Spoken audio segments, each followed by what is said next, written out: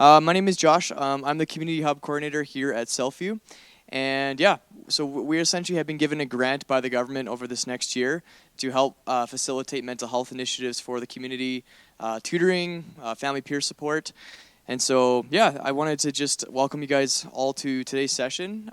Men's mental health is something that's not talked a lot about in today's world. And I think it's very important. A lot of men we know and women and children are struggling during this pandemic with a lot of different things.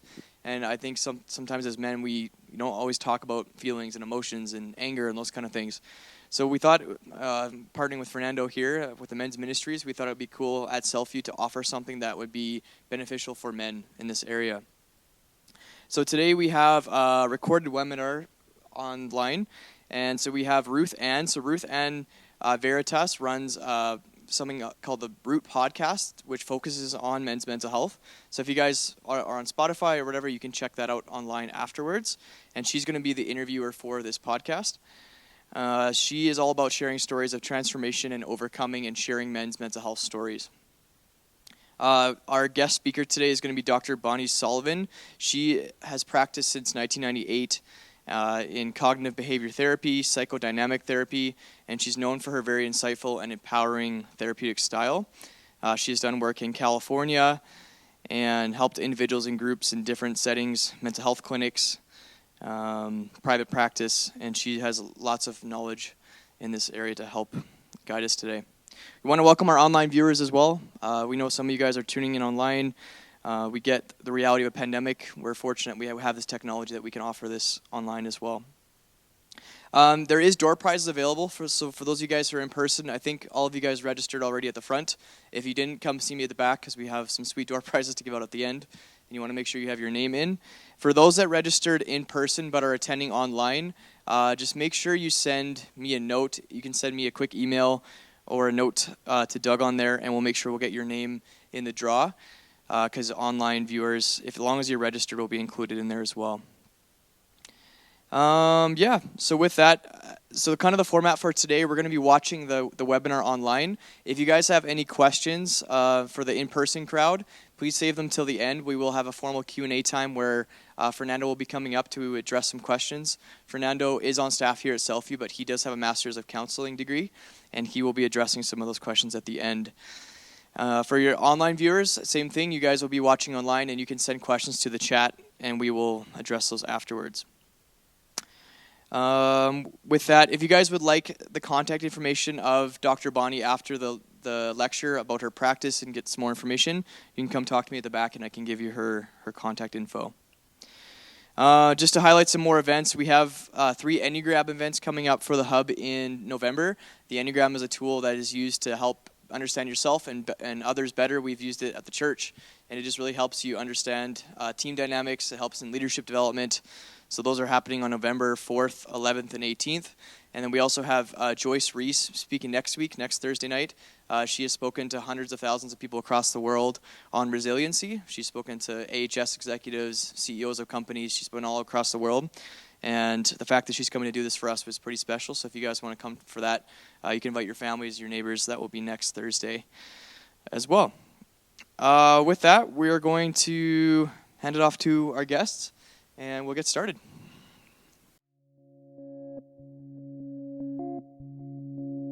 Well, I'm so excited to have you on, Bonnie. My name is Ruth Anne. I'm a registered dietitian in Calgary, and I have just, a huge passion for men's mental health, and so I'm really excited to be having this conversation with you today. Bonnie is a registered psychologist here in Calgary, and we're going to be talking about the topic of anger, and specifically when it comes to men and anger. And so, Bonnie, just to give our listeners and viewers some context, can you just tell us a little bit about the environments that you've been able to work in and your just overall approach to your practice? Well, of course. Thank you for the introduction. My name is Dr. Bonnie Sullivan. I currently practice in the family psychology place here in Calgary, Alberta. I have been practicing as a psychologist for around 25 years. I first got licensed in California. And while I was in California, and before that, when I was practicing in Denver as an intern, I worked quite a bit with people who had been in violent relationships. I worked both with the people who had been hurt by them on the receiving end, as well as the people who had actually been perpetrating them. Usually they're men, but not always. It works both ways. And then I also worked with people who had perpetrated more sexual violence when I was in San Francisco as my postdoctoral work, and then beyond that as well. Wow, that's quite a few different experiences. So you have obviously a wealth of knowledge in this area. So from your perspective and from those experiences, what is anger and how does it show up in the body? So anger is the emotion of power. Our emotions are here to actually give us information. They help us, they give us what we need in order to be successful in life in one way or another, depending on the meaning that we actually attribute to them. So anger is actually one of my favorite emotions because it's a powerful emotion. It gives us both the motivation to change things that need changing and the energy to do that, which is really amazing if you think about it. That's really cool because I think a lot of times we think about anger, it often has a negative connotation, right? People are like, oh, I shouldn't get angry. But I love that you just highlighted the potential benefit, or not the benefit of anger and how it can actually serve us in our day-to-day lives. So yeah, and I know that we've chatted a little bit about how it actually shows up in our physical body, and there's specific points in the body that it shows up, almost like clues that gives us hints like, hey, anger is being stored right now. Can you tell us a little bit more about that? Well, unfortunately in our society, people don't know what to do with anger. And so oftentimes what happens is we suppress it and then it goes into the body and we hold it in the body. So if you think about it, when you look at someone and you know they're angry, there's reasons for that. It's because it's in their body, it's in tension. The obvious ones are clenched fists and such, but most of the time when it's that low level that's just sitting there in our body, it tends to be in places like our trapezoids or our necks. We get like the pain in the neck. People get headaches from them. And then even internally in our gut, people can have things like ulcers. These are just a few examples. There's a lot of different ways that it can show up depending on the person because we're all unique. Right. No, that makes so much sense. I think like oftentimes we probably think, oh, it's our posture. It can't possibly be emotion. I think that's probably a new concept for a lot of people, that emotion can be stored in the body, and if it's not dealt with properly, like it's just gonna, you know, potentially make us sick, like you said, the ulcers. So I think that's so important to highlight. Oftentimes I hear in the psychology world, anger's looked at as a secondary emotion. Can you tell us a little bit about what you think about that statement? Yes, it is, and not always. Right. Okay. So if we look at what's causing the anger, that's your hint. So if you look at something like an injustice, danger to somebody, things like that, frustration, where you've got a little bit of frustration that's been building up, then anger can be seen as more the primary emotion. Injustice is probably one of my favorite ones because, hello, something needs to change. And then we have the energy, we have the motivation to change injustice. And then if we use it, that is. Secondary emotion would be, though, if we look a little deeper and we say, okay, maybe it's actually fear, and then we are reacting to the fear with anger. Fear is oftentimes more of a helpless emotion, not always, but oftentimes it can be, or a sense that, like, yeah, the fear of something is more intimidating or more powerful than we are. So then the anger comes up to respond to that fear, and that's one way of thinking of a secondary emotion. Another one can be that if we feel afraid or powerless or vulnerable, we can become angry at ourselves for feeling that. And that's another way that anger as a secondary emotion comes in. And then we see things like anger turned inward. That's where we get to depression. That's where we get suicidality. That's where we get addictions. That's where we get all kinds of self-harming behaviors. Yeah. I think that's so important to highlight. The anger turned inward. I think, especially over this last year, like, I'm curious to hear your experiences working with that anger turned inward, because there was probably a lot of feelings of helplessness during that time.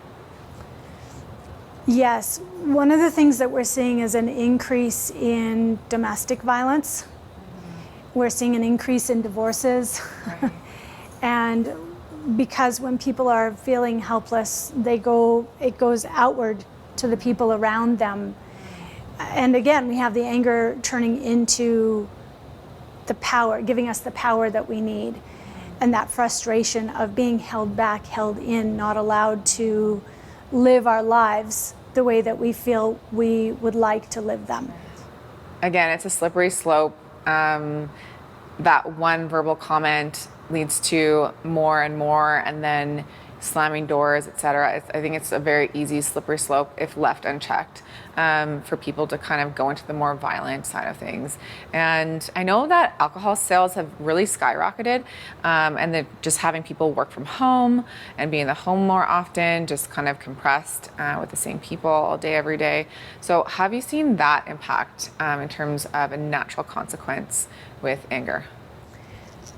The addition of alcohol to not knowing what to do with all these pressures that build up is like adding gasoline to fire. So what happens when we do things like drink alcohol, certain substances, the ones that help us party and release our inhibitions so that we can party, also release our inhibitions about all kinds of control that we normally have over how we respond. So if we think about it as a reservoir, so we used to use this model actually with the offenders. It's called the dam model. And if you think of a reservoir of water, there's all kinds of different tributaries coming into it that play a part in this. So some of those tributaries are just your natural biological tendencies, right? Your personality. Some people have personalities that are just more passionate and intense than other people. We have things like your family growing up. How did your family handle anger? If you were taught to suppress it, then that's more likely what you're going to do. If your family was more expressive about it, then that's more likely how you're going to do it. So all those, and there's a lot of those different tributaries that come in. But what happens is that builds up pressure. And it builds up pressure on the dam. And so what's going to happen to the dam without proper outlets is it's going to start to get cracks in it. So then we actually have alcohol, and you might as well just dump another whole pond on top of it with alcohol, and the pressure is just too great and the dam breaks. So it doesn't take as much of the other things when the alcohol is there to just sort of loosen it up and make it happen. It accelerates it. Yeah, especially if that anger's been simmering under the surface. And with people living in the tiny, well, maybe not all tiny, but most of us live in, 2,000 square foot homes at the top. I don't know what the typical is, but certainly living in one home and we're all squished together, there's no escape from those little things that normally, they're just ignore the little things in the relationship and go to work, go out and do my activities, go out and hang out with my friends, and then come back and be able to enjoy my family. We don't have that. Those are the outlets of the dam. So without the relief of that pressure, and then we add alcohol, we've got that little thing that happens that's just been kind of annoying us, and there's now no block here to keep us from just letting loose. So it would increase the intensity of the response and the destructiveness of those actions that can happen when people don't have other things in place. And the thing with alcohol is we do it because we're trying to relax, right? It's a depressant. Yeah. Yeah. No, I think that makes so much sense. I think that gives a lot of context for people. Maybe if their alcohol intake has increased over the last year and a half, just like to understand and maybe even look back and reflect and maybe even increase their awareness around how did alcohol affect me in that area? Like if the anger is something that they did struggle with, how did it affect it? How did it accelerate it? How is it the catalyst to this blow up? You know what I mean? So I think that's really good. And I even think that potentially alcohol consumption could potentially lead to kind of an addictive cycle. What are your thoughts on that? Well, of course. Yeah. Alcohol and addiction, that's what we tend to think about. It's not the only addiction, but certainly think about the cycle. Think about what happens. So someone is feeling all tense. So they have a couple drinks and it relaxes them. But at a certain point, for most people, there's that point, and their partners can usually tell what that point is. There's a point where it turns from being relaxed to now actually the anger starts to pour out. So think about what happens then. Now your family is withdrawing from you because they don't want to be there when you're being really angry.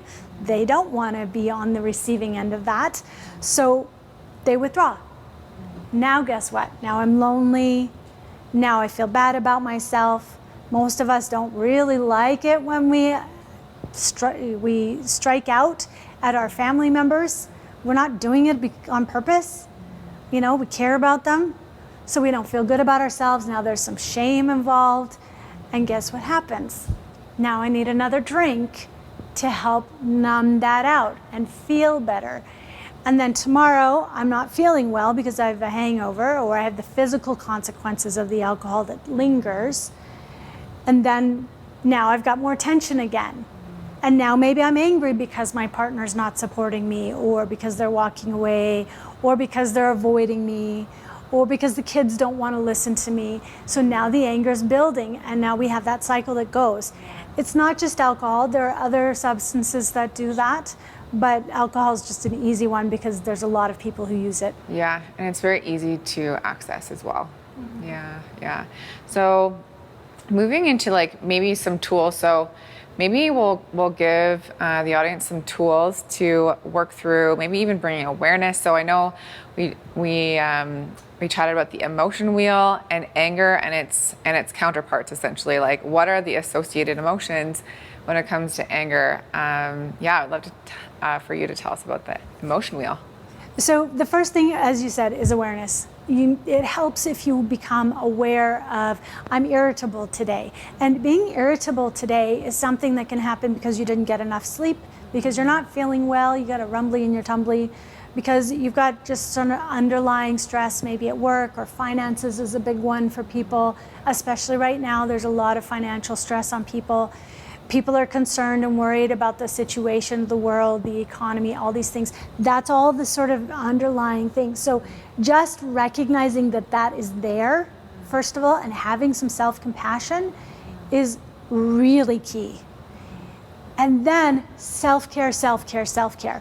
Do things that are relaxing, do things that feel good, do things that are fun just because they feel good. It doesn't have to be because it's vacation and you're supposed to be. Right. Wow. And how can people integrate that into even a daily rhythm? It's easier than most people think. Most people think, oh, I can't, I don't have time to spend an hour getting a massage every day or anything. That's fine. If you can fit in a massage into your schedule, and not just fit it in, but actually put it in, then that's key. And I'll get back to that in a second. But for the daily, even 5 minutes, just 5 minutes to just sit and rub your feet. Put lotion on your hands, but do it on purpose, not just this, I gotta put lotion on, but I'm gonna notice the smell. I love this lotion. I love how it feels. I'm gonna notice my hand. I'm gonna massage a little bit. Maybe I have some tension here. Maybe I'm gonna get a little bit I'm just gonna rub my neck a little bit, do a little bit of stretching. 5 minutes in the day while you're waiting for someone.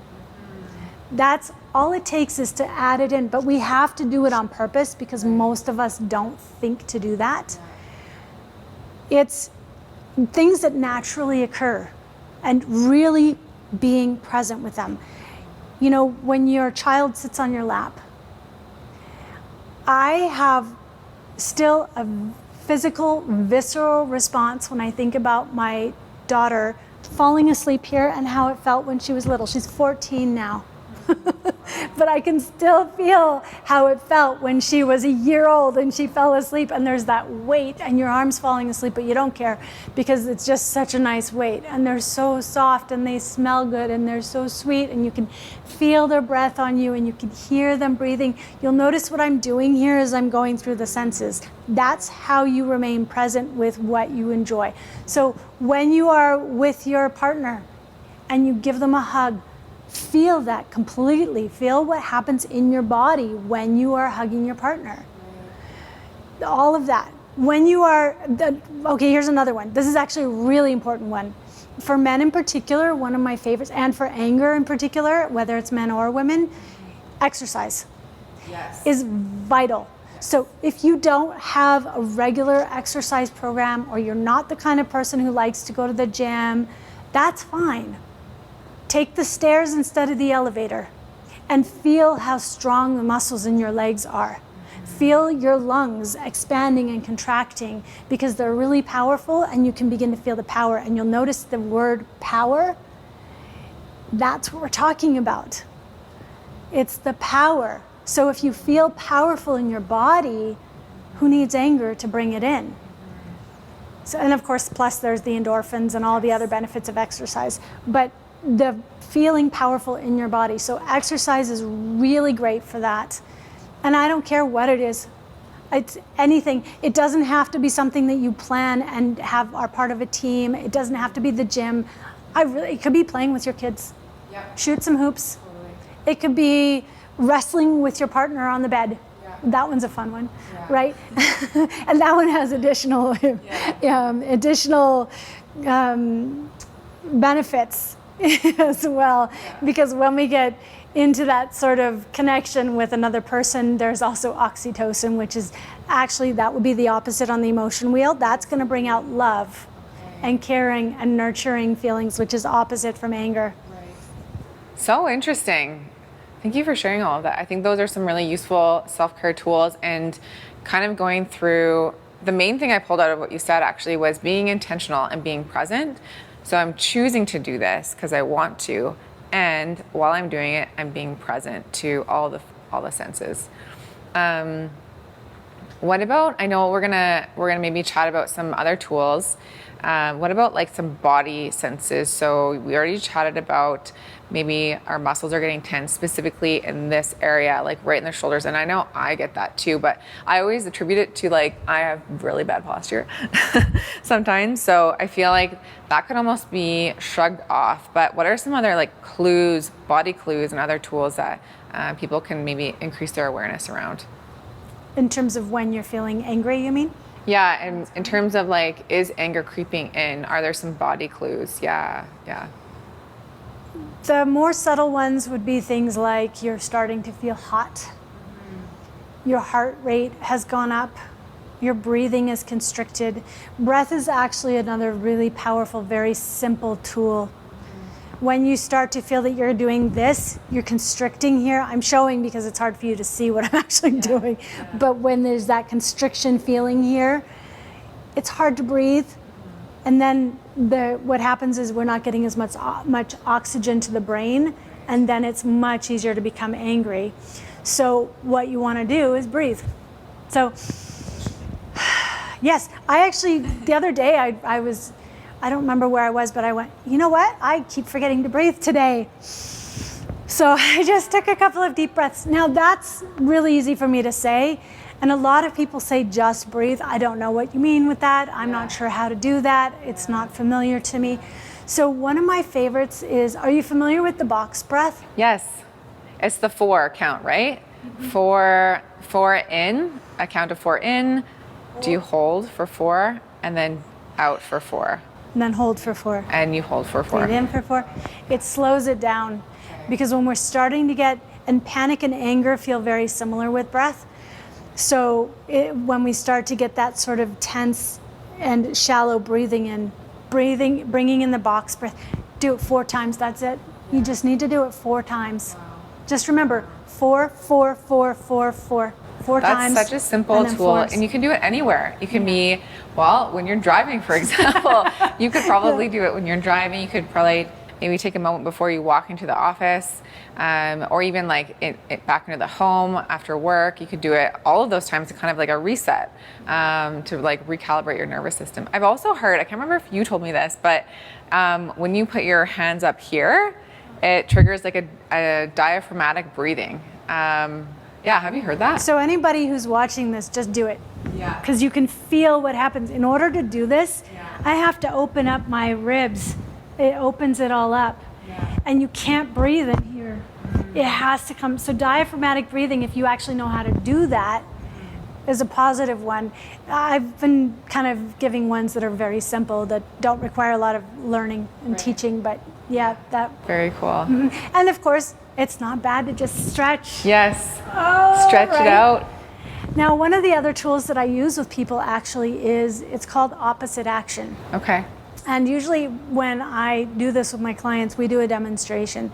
But you can make yourself feel emotion just by thinking about something that makes you feel that emotion. So that's one piece of it. Now, that's not the opposite action, but I use that as the demonstration usually. We don't need to do that right now, but the other piece is, then we do something, we take a physical stance, we do something physically with our bodies that doesn't fit the emotion. So we've been talking about anger is tense, anger is this, anger is, right? Try skipping and feeling angry. Right. Try standing up and opening up and having your legs spread wide and looking up and feeling angry.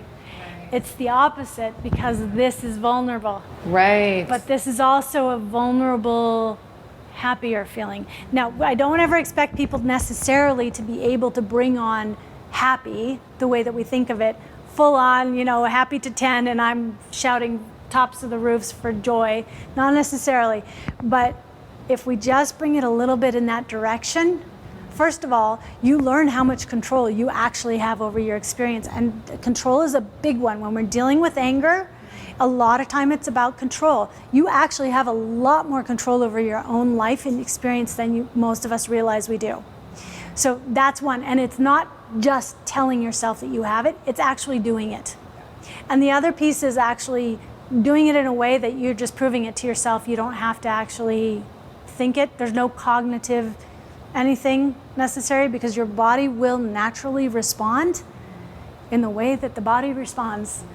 Yeah, that's so good. Oh, I love all of those tips and tricks. I think those are really actionable, that people can write down and take away, and have a little reminder, maybe even put a note in their wallet as a reminder, what do I do when I'm on the road again? Well, maybe not look at it while you're on the road, but maybe right before you start driving, just have that as top of mind, to help regulate and have the tools to manage. As soon as things get crazy on the road, it's like a trigger. Okay, remember what Bonnie said. Okay, I can do the box breathing and I can do it right now. Or retrain our thoughts around maybe some irritating circumstances, like the road or the work or the finances or the home. All of these things playing to the anger of little triggers, little tiny things that can build up over time. Do you have any parting words, Bonnie? Any additional thoughts to add to our conversation today? I usually use an anger recipe. Okay, I love that. Yeah, it's a step-by-step recipe that I do. The thing is, we don't want to ignore the anger and pretend that it's not valid. It is valid. If you are feeling angry, it's for a reason. Always. We always have a reason for how we feel things. That reason sometimes is based on misperceptions or things. That's fine, but there's always a reason for it. And so we do not want to downplay it. We want to acknowledge the reason for the anger. Very important. So what I do with that is I have an anger playlist for music. Music is very powerful for most of us. And on that first part is an angry song, very angry song, F the Police, and the NWA, because that's my era, music-wise. But, right? That's a great one. It's just an angry, angry song. But you only play one song that just validates your emotion with the anger, and then you go to another one, and then you go to the next one you go to is going to be one that's more determined, right? Let's do something about this. Let's change the world. Right? It's got a lot of energy still. It's determined, this is not okay with us, but let's do something. And then we get to the high energy that's more like dance music. Okay, so now that's the music piece. The next piece, so we've validated the emotion. The next piece is to say, what's my reason for why I feel angry? And what do I want to do about it? It doesn't have to be, I'm going to go out and take on the world about it, because that can feel like a lot. But it can be, maybe I need to write a letter. Maybe I need to speak to someone. Maybe I need to take an action. Maybe I need to just change the way I'm thinking about things so that I don't get as feeling helpless or vulnerable about it. Maybe I need to realize where my power is and shift that. It's a little bit more difficult than the others. But now you've got a plan. Now you have to act on it. Because if you don't take action, the anger is going to keep coming back and back and back. If we just suppress it, it's just going to build. And it will be destructive. So this way you actually use it, you use the energy, you use the emotion, you are validating and listening to that communication from yourself, and you are making a change. And so that would be what I would, that would be my parting words, I guess. I love that, the recipe. I love that recipe. That's so amazing. Well, I just want to take the time to thank you, Bonnie, for having this conversation today. I think it's a really important topic, especially during these times. And yeah, thank you so much for sharing your wisdom and your thoughts on this topic. Oh, I really appreciate your invitation. Thank you for letting me join you today. It's been a real pleasure. Well, thanks to Dr. Bonnie Sullivan and Ruth for sharing those awesome insights. But we wanted to also, there was a part of the interview that was not included in the first filming of this that I wanted to share here today, because I think it was very much practical thing that we all deal with when it comes to on the street and traffic and driving when it comes to anger. And I thought it was funny, but it was also great insight into something that we really can all relate to. I think a lot in regards to men. And so we're going to play that, and just wanted you to be reminded that the quality of this piece wasn't as great as the first one. So just want you to be aware of that. But I just thought it was important to show this as a build on to what she was sharing, but a more of a practical scenario that she describes, and I thought would be helpful in some ways. So we're going to share that, and then I'll come up and have a time of Q&A and share some other insights. I love the example that you gave, like on the road. I think that's one that's very relatable for most people, especially, oh man, as we get back into September, some people are going into work, some people aren't, but nevertheless, Deerfoot seems to be one of those places that maybe that comes out. Would you want to give an example of like maybe, a scenario where that might play out with someone and like what their thought process would be? Oh, absolutely. I learned this one personally when I lived in the San Francisco Bay Area. Yeah. I learned how to handle this one myself. So think about it this way. So you're driving and you're kind of right on the edge. You're going to get there on time, but not if anything slows you down really. Mm-hmm. And so you're driving and there's someone slow, so you get into the left lane to pass them, and there's someone in front of you doing 10 below the speed limit. Right? Oh my gosh, that is so frustrating. Especially when you're running late. You're like, I have to get there on time. My boss is gonna get mad. Whatever, right? You're just like, so those are the thoughts, right? Yeah. But and those are the non-judgmental thoughts that only do a little bit to raise you up on that scale. Most of us have some judgments around it, like, oh, this idiot. Where did they learn to drive? I can't believe drivers like this. It's probably a fill in the blank with what group they're part of. Everybody's got their own with what that is. Like, right? And then the teeth are clenching, and the stomach is going, and the tension, and I'm not breathing, and now I'm getting hot, right? I gotta get past this person. And so we maybe go to the right to get around that way, and someone cuts us off. So now it's like, oh, I'm already mad. Now this idiot is, or other terms that people use. This idiot is now cutting me off. They almost caused an accident. How dare they? That's where we get the gestures and the yelling at people. And now I'm good and worked up. And then, if I can finally get to, I'm going to get to the off ramp. I'm at my exit, and traffic is stopped. Yikes. That's like 3 layers of potential, building on building. So now I'm getting, I'm up and I'm up and I'm up and I'm up. And so I get to work and I'm 10 minutes late because the traffic was stopped because there was construction happening, which happens a lot around here at this time of year. So there's construction happening, and whoever was driving the truck and pulling it out seemed to be going at the speed of a snail and stopping and going back. So you're just stewing. You're just stewing. Oh, you're just stewing, right? And Then you get into work, and your boss gets on your case. First of all, you're late, and you didn't finish that project that I expected from you yesterday on my desk, and you're too slow, and this is going to go on your record. Another layer. Another layer. So that's not going to happen. So the boss, if the boss had been working with you in a different context where you hadn't just been driving and frustrated as all get out on the road, they might have gotten a different response from you.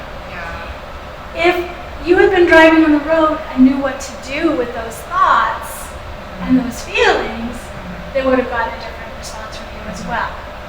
But because most of us don't have those tools, and it is very frustrating to drive when we're in a hurry and people are doing what people do when they drive, then the boss gets all of that out onto them. Right. And now we've got consequences. Right. Natural consequences.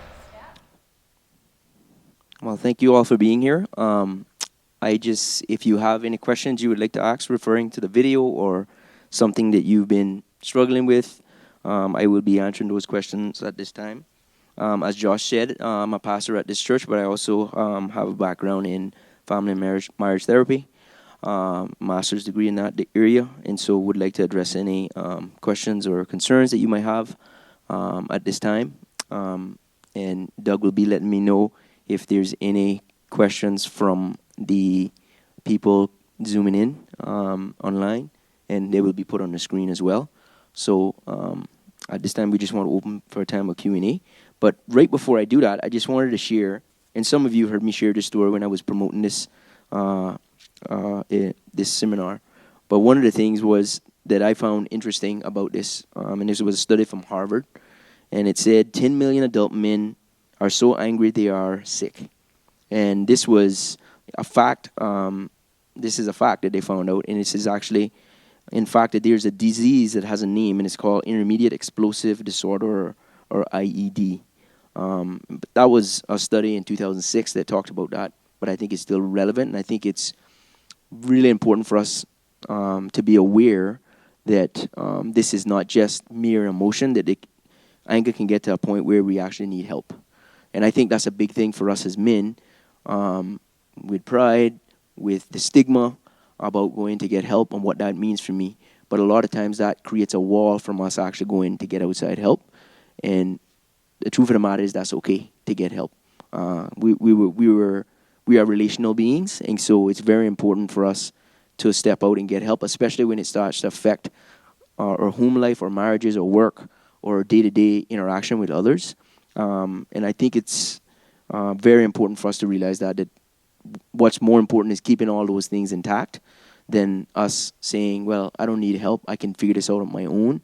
And a lot of times we can't. We need other people to engage with, whether that's friend or more professional help. And I just want to remind us that that's important for us to be open to that.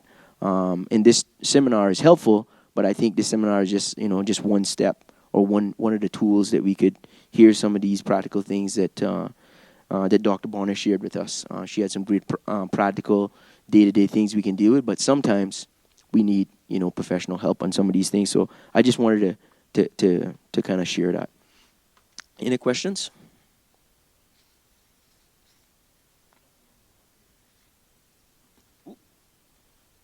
Okay. I have to take a peep here. So I've spoken to... Let me read that one. I have spoken to therapists about anger in the past. They all seem very keen to get into cognitive behavioral therapy, focused on changing the behavior rather than helping me understand the root of it first. How should I approach this challenge? That was from Joe Armstrong. Let me answer that question, Joe Armstrong. There's actually a lot of different approaches. So in therapy or in psychology, there's different modalities. Cognitive behavioral therapy is just one of them. So different modalities, whereas the different ways we can help people. I can talk offline to people about this and talk to me afterwards, but there's actually other therapies out there that people can get help in this area. In psychology, every psychologist has different approaches. And I want to say this about therapy too. A lot of people think that I went to therapy and it didn't work. And a lot of times that is actually not just based on the modality that they're using, whether it's cognitive behavioral therapy, whether it's talk therapy. Sometimes it's just purely the relationship between the counselor or the client and the therapist. Actually, there's studies that actually show that more of the healing and help that comes to people is actually via the relationship between the therapist or the psychologist and the client. If that relationship is good, if there's trust there, if you like, even if you have a interest or a like in the therapy that they're doing, I know it sounds weird, but that is a huge help to the person, because I think we I am a client, I am more willing to listen to the guidance and direction that they're coming alongside us with. And so don't give up. Even if you see two therapists or psychologists and you went to them and said they were just trying to fix me or I didn't like that person, do try a few, because a lot of it has to do with that relationship, that trust factor. And sometimes it is to do with the type of therapy that they're doing. Sometimes you just don't connect with that type of therapy. So it's very important to think through that. And so, if Joe wants to talk to me offline too, I can give some insight and some maybe other directions that he can go, that some other modalities that could possibly more helpful.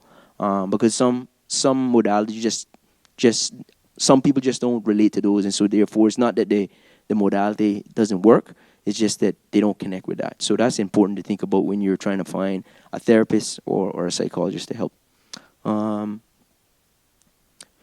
Why can anger only seem to be an issue, for example, in my relationship with my immediate family members, spouse, children, and not with others, work colleagues? I assume that comes back to sense of control. Very good question. The short answer is yes. I think it also has to do with the comfortableness that we have in those environments, like Dr. Bonnie talked about, these confined areas, especially through COVID when we went into lockdowns. I think a lot of things begin to surface in us that were there, but it was like kind of dormant, and all these things and they now became triggers. And unfortunately, our loved ones, wife, children included, are the first people that are to get in the path of that. And I just think, and you're and it a lot to do with comfortable. You're comfortable with those individuals, and so sometimes that we really feel okay to tell him how we feel, even if it's wrong, how we're doing it and what we're saying. It's just that we're so comfortable. It's easy for us then to lash out or to engage inappropriately with anger and impulsiveness, and a lot of it has to do with our comfort in the home environment, especially with our kids and family. So I think that's why we see that happen a lot.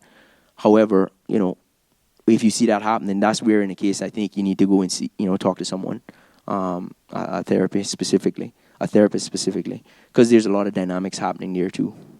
So just keep that in mind. Will there be resources like links to Dr. Bonnie shared? The short answer to that is yes. We can.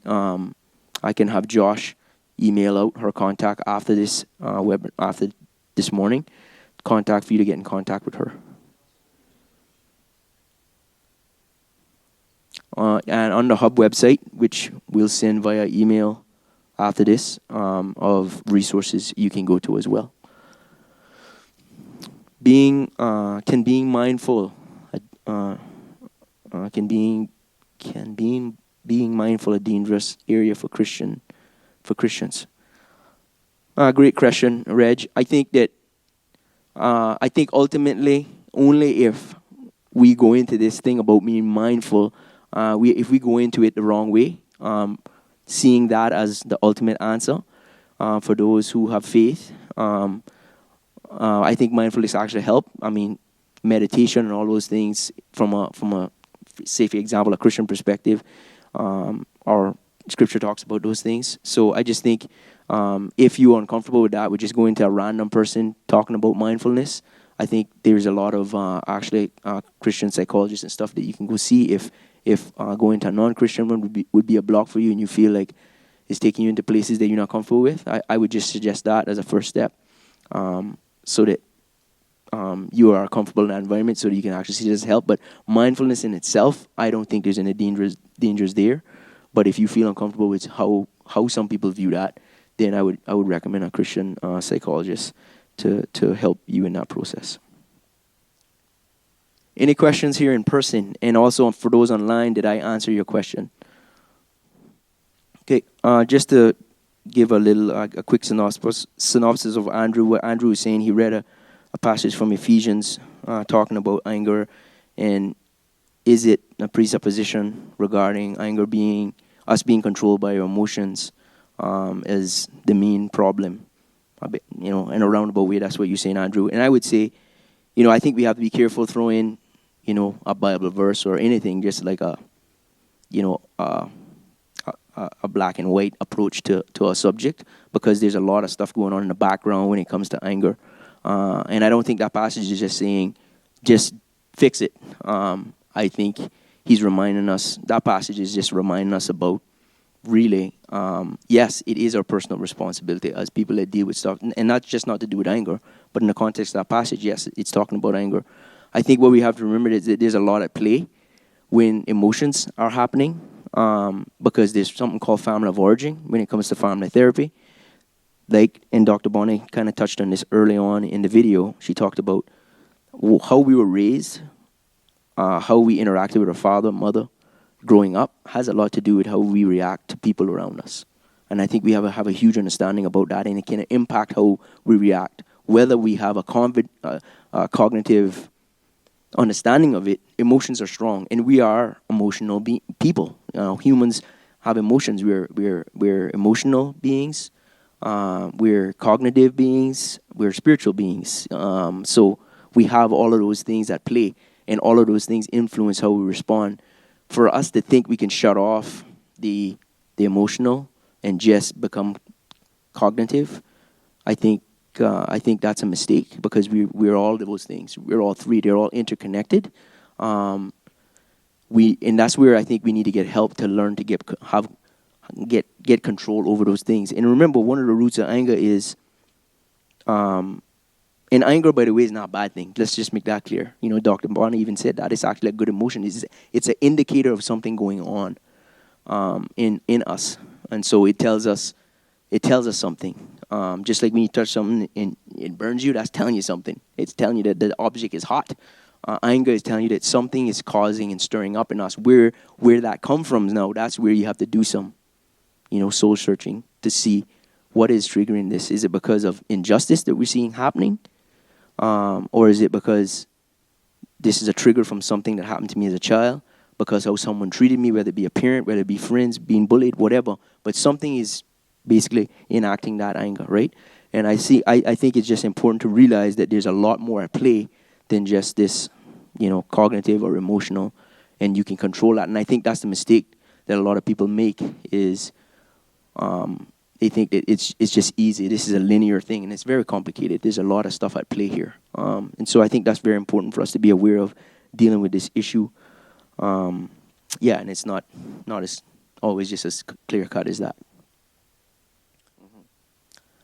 So I'm just going to try to reflect what you just said to me. So David brought up the point of conflict resolution and how that can help in those situations. And then he pointed out to a proverb that talks about be quick to listen and slow to speak. And I would say to that, David, those things are really helpful, because usually conflict resolution brings in a third party, and I think that's helpful, because that person can be subjective.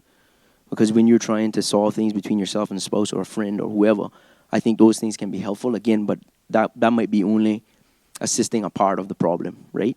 That can help in relationship. I think conflict resolution is good in relationship to help.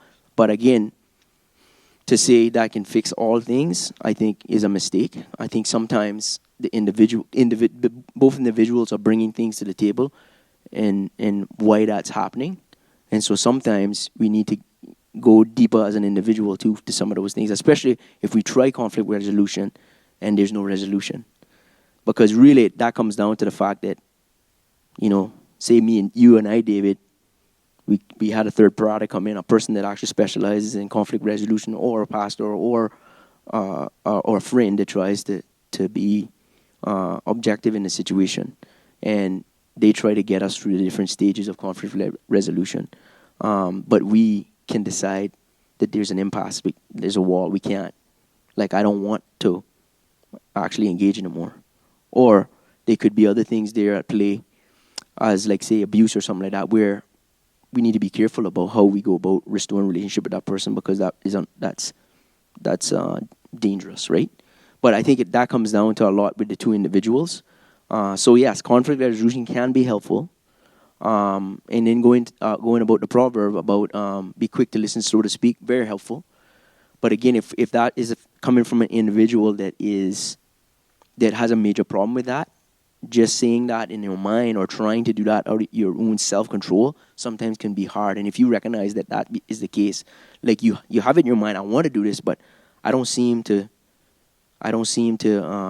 be able to respond without lashing out, then that's where I would say professional help is needed as well. But yes, to answer your question, conflict resolution can be helpful, but it's not. That's one part. That can only be. That's circumstantial to the situation. So it is helpful in some cases, and it might be all people need. They just needed a third party. But sometimes, if that continues to stay, then there's deeper work to be done with with individuals in that situation. That makes sense? Okay. Anyone else? Chris? Yeah, great question. And I say, there's, first of all, I want to make clear that, this is not necessarily a Christian, seminar. And I'm not saying I don't welcome those questions, but this is not necessarily a Christian seminar. But obviously, some people have some insight or value around the spiritual side of these things. And so this is, I'm gonna put on, Chris, I'm gonna put on my therapist hat and my counseling hat at the same time just to answer this. And so, obviously, Scripture is calling us the standard spiritually of what we need to walk in, or what God has encouraged us to walk in. And so I would not be one of those people that say, I just got to grind this out and figure this out because the Bible says. Because, again, we're very complicated people.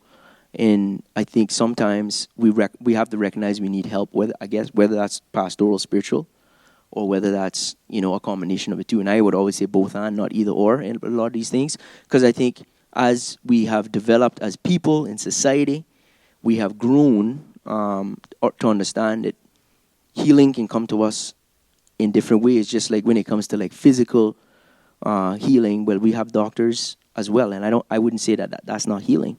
It's just coming, God has given us wisdom to be able to, and given doctors insight to be able to help with these things like disease and stuff. And I would say even the same way with therapists. A lot of people have these heebie-jeebies about therapists if they're spiritual people or Christians. And I happen to believe that God has gifted some people to come alongside others and help them, and can use some of these techniques. Because what Dr. Bonner was talking about as well, about some of the physical stuff we can do, that there's actually scientific evidence behind those things. It's not just, just do this and you'll feel better. No different than us saying, just quote that scripture in your mind over and over, and that'll help. And I just think these things are a lot more complicated than they are. That either those things are helpful, but they're not necessarily getting to the root of the problems that we face in life. And from a pastoral perspective, I would say yes, there's a spiritual element to these things. And that's why when from my approach to therapy, I think the mistake that a lot of non-spiritual therapists has sometimes is that they don't look at the spiritual side. That can be a missing link for some. And I think that we need to think about that, because there is a spiritual element to who we are. And it's important to utilize those tools in Scripture.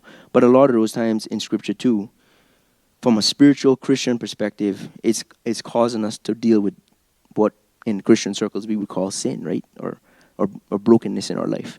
It's pointing us back to hey, this is something that you need to deal with spiritually. And I think that's important to realize in that context of what you're saying, that those scriptures are actually pointing us back to deal with those things spiritually. And there's more to it, just, this is just anger, and you just say this or do this and it should be fine. Because if our attitude and heart is not changing, then we're not going to really be able to truly deal with those things. And so from a spiritual perspective, I would say, yes, we need to look at that piece. Mm-hmm. That's a very good question, and it's complicated, right?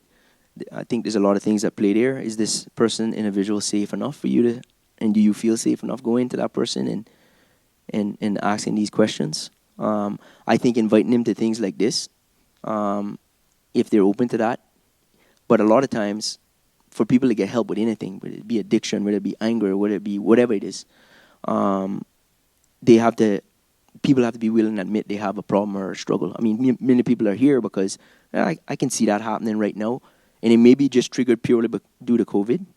And I want to read something about that in a second, and then we're going to close here. But I think it depends, Josh. I think, I mean, if we see somebody in our family especially hurting and we see that they have a problem, I think, encourage, have conversations about, hey, I noticed this happens sometimes. Do you know why? More question, not, hey, you have a problem, you need help, because people get defensive when that happens. Because now you're pointing the finger, right? But if you ask questions, I think that's a great way to also help that person self-reflect.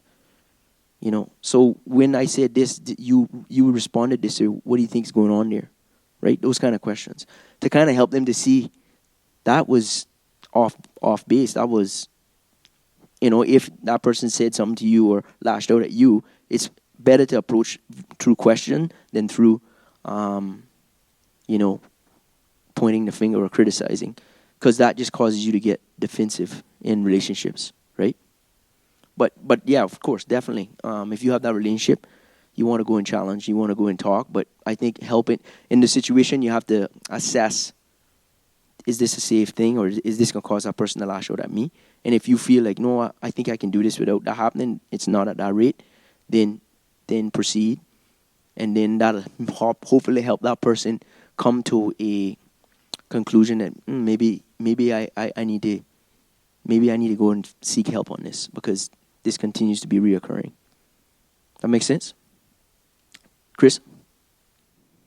Huge. The whole thing about unforgiveness and anger, any of those things, I think that's a huge thing because a lot of times with anger that say, let me read a couple things that the Canadian Mental Health would say. I'm just going to look at anger because that's the context of this. You may have a problem if, or when your anger is much stronger than you expect based on the situation. When your anger is frequent to the point that you can't enjoy things anymore. Anger might be a problem for you when you caused by something that happened a long time ago. So something that keeps coming up. And that could connect into unforgiveness, right? There's a break in relationship, break in trust, and so when I'm around a person, it just boils me, right? So that's something to do with that. Making you act violently towards yourself, someone else, or someone's property. Interfering with your ability to do your job.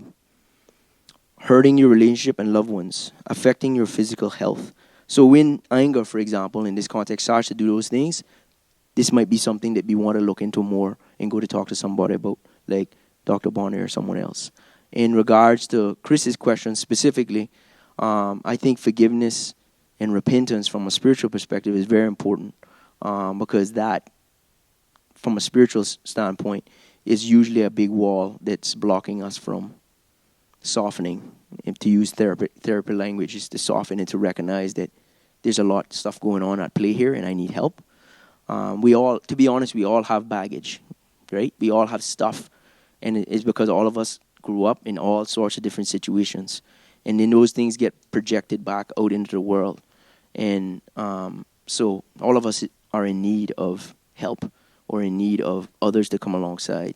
We can't. No man's an island, no woman's an island, no one's an island. We need people to come alongside us, and a concerned nephew that sees his uncle angry, and man, I'm seeing real scary patterns here. We need those kind of people in our life to kind of give us a check. And sometimes that's our kids, sometimes it's our spouse, sometimes it's a friend.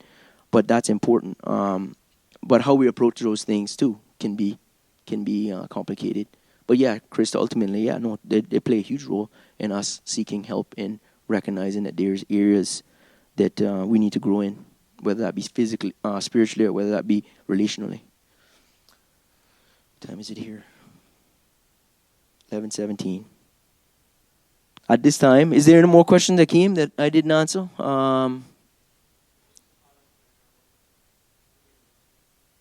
Oh, okay.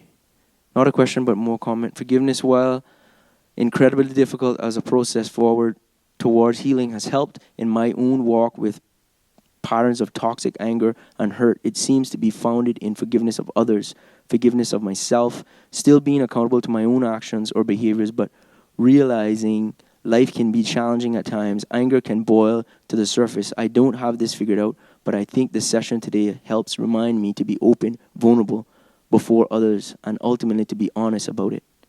That's huge, right? And again, I think in order for us to grow, we need the first point of reference is recognizing I have a problem, or I have a struggle. If you don't like the word problem, I'm struggling with this. And because all of us can get to a place where we can become better humans, better beings, better people, better fathers, better husbands, better wives. But I think part of it is we need to remove the stigma, especially in men culture, that is okay with anger. Like a few years ago, Venus Williams got bashed because she got angry as a tennis player, but she's a female.